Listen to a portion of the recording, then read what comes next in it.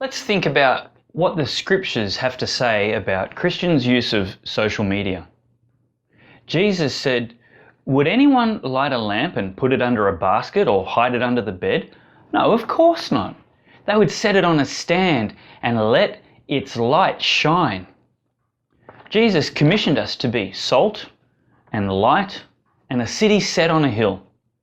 So when it comes to social media, the greatest stand any of us will ever get to let our light shine, the biggest platform with the broadest audience and reach, why wouldn't we let our light shine?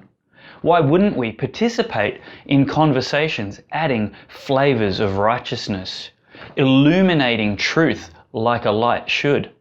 It's not just an opportunity, it's an imperative.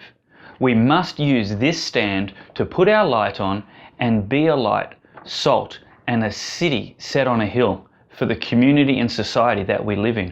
They are having important discussions, and if we're not present in those discussions, we're absent from those discussions, and that is not what Jesus commanded us to do. In fact, he said it was quite illogical for us to not be present but hidden in that conversation.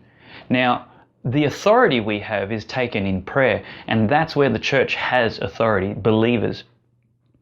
But we also have a role to play. Our role as a community is in democratic participation in the society that we have. That's where our light shines.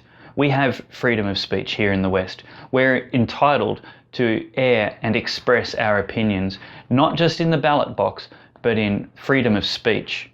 And it's an opportunity missed and an opportunity wasted, and poor stewardship, I would submit to you, of that opportunity if we don't set our light on a stand.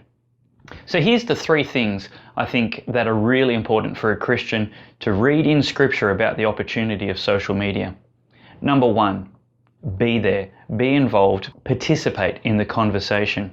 Let your light shine. Set it on a stand.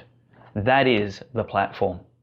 Number two, be gentle, be gracious, be kind. 2 Timothy chapter 2, verses 23 to 26 reads, "Again I say, don't get involved in foolish, ignorant arguments that only start fights. A servant of the Lord must not quarrel, but must be kind to everyone, be able to teach, and be patient with difficult people. Gently instruct those who oppose the truth. Perhaps God will change those people's hearts, and they will learn the truth.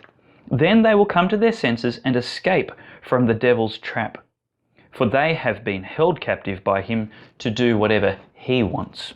And 1 Peter 3:15 exhorts us to be prepared to give an answer for the hope that lies within us.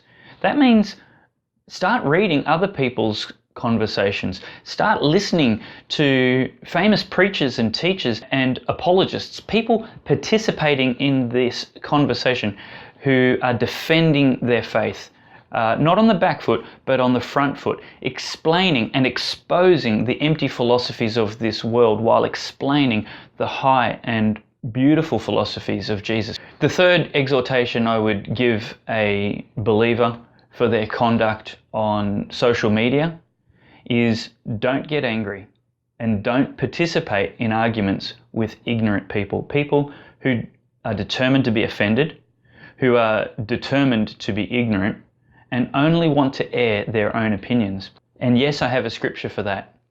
Proverbs 18 verse 2 reads, "Fools have no interest in understanding. They only want to air their own opinion."